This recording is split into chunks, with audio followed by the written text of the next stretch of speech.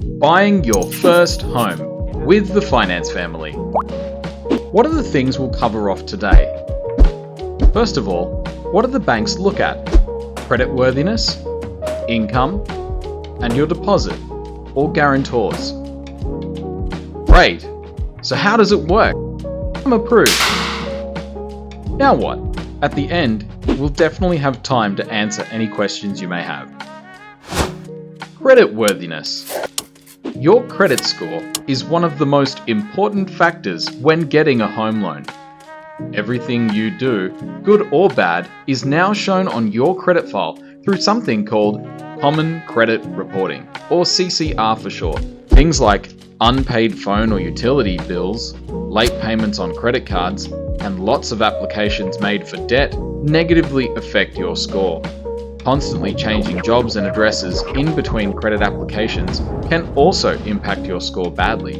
Not applying for new credit, that is, credit cards, personal loans, etc., more than 1 to 2 times a year, making repayments on time, and not going over the limit on your active facilities all positively affect your score. So will staying in the same job or address for 3 years or more. Time to dispel some credit myths. Getting declined affects your score. Myth. Multiple applications affect your score. Whether you are approved or declined is not recorded on your credit file. Getting a credit card or loan will improve your score. Myth. Good history, income and savings will help you get a loan. It's made up by banks to sell products to get people to use their stuff. Unpaid phone bills will affect a home loan even though they're small. Fact. The bank sees it as bad behavior. If you can't manage paying your phone bills, how are you going to go paying back a loan? Income. One of the other factors when getting a loan. Things are changing in this space all the time. A good rule of thumb though is the banks don't want to give you more debt than what is 6 times your total income. For example, you're on $60,000 per annum. This means that the bank doesn't want to be giving you much more than $360,000 as a home loan. If you had a $30,000 car loan and a $10,000 limit credit card, this would drop you to a $320,000 home loan.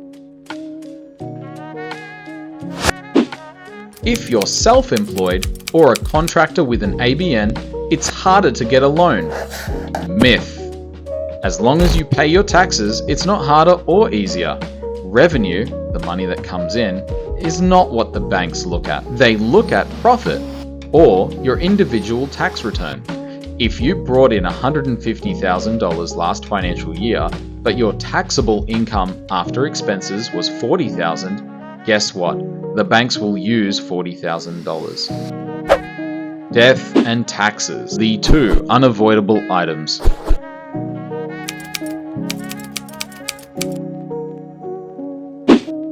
It's much easier to get your first home as an investment because you'll have rental income. Myth. This might have been true a long time ago, but now the banks only take 80% of rental income. Plus, they add a buffer to your loan repayments to make sure you can still pay the loan if the rates go up. Plus, even if you're living rent-free with mum and dad, they put a fake rent expense of around $650 per applicant per month, just in case you need to move in with friends. On top of that, you won't be getting any government help. Now it's time to talk about the deposit side of things. The banks generally require you to put some money in. They aren't giving you the whole amount without some peace of mind. 5% is the minimum the banks need you to contribute, but then you also need money to pay for lender's mortgage insurance, LMI for short, a once-off premium to protect the bank because you have a small deposit. Now this LMI could be as much as 3.5%. Add on top of this the conveyancing, other government fees, removalists, etc., it's closer to a minimum of 10%. While it is possible to reduce this amount, those options are limited to 3 to 4 banks which price higher because they know no one else is doing it. Here's an example of what a deposit might look like. Let's say you're buying a house worth $600,000. Now you'll need 5% for the bank, which is $30,000, mortgage insurance, which is approximately $18,000, conveyancing, another $1,200, other government fees and charges, another $1,500, and add in some bank fees of about $400. Total cash required would be about $51,100, minimum to get into your first home. Above $600,000 in Victoria, stamp duty starts to creep in too. Under $600,000, no stamp duty. Guarantors can provide some of the equity in their house as security for a loan, so you don't need as much of a cash deposit, or any cash at all sometimes. This usually happens when someone has been earning really good money but was paying down their debts, so now they have closed all their personal loans, car loans or credit cards, but they've used all their savings to do so. Rather than continue to save for another 2 years, mum and dad can put up their house for their child as security. There needs to be enough equity in mum and dad's place to be able to do so, and you still need to be able to afford the loan on your own. If you don't pay, the bank sells your house. If the sale doesn't cover the loan, they'll knock on your parents' door next. As scary as that sounds, most of our guarantors refinance and remove the parent's guarantee around the 4-year mark. Guarantors also need to sign with a lawyer to make sure they understand exactly what they're in for. Despite all this, it's a very popular option. We're always happy to sit down together to discuss. Now it's time to talk about some deposit myths. I heard you only need a 5% deposit. Myth. There are a few other fees and charges involved, as we've already covered. Doesn't matter what I buy, I'll get the $10,000 first time owner grant, right? Myth. This is only for brand new, off the plan or house and land packages. Paying lender's mortgage insurance is great. Fact. It's a big fee, but gets you into the market today. Remember what houses cost 3 to 4 years ago? The person who paid LMI then is not upset that their house has gone up so much in value. How does this all work? Speak to a broker to outline the situation. Complete the privacy consent, upload the needed documents, and complete the onboarding form. Once that's been done, your finance family broker will decide which bank policy fits you best, which bank will give you enough money, which bank will get you approved in the right time frame. Then, out of the options remaining, what is the best rate? After that, book an appointment online or face-to-face to have a consultation and discuss the research findings, plan next steps, and choose the lender that you are eligible for.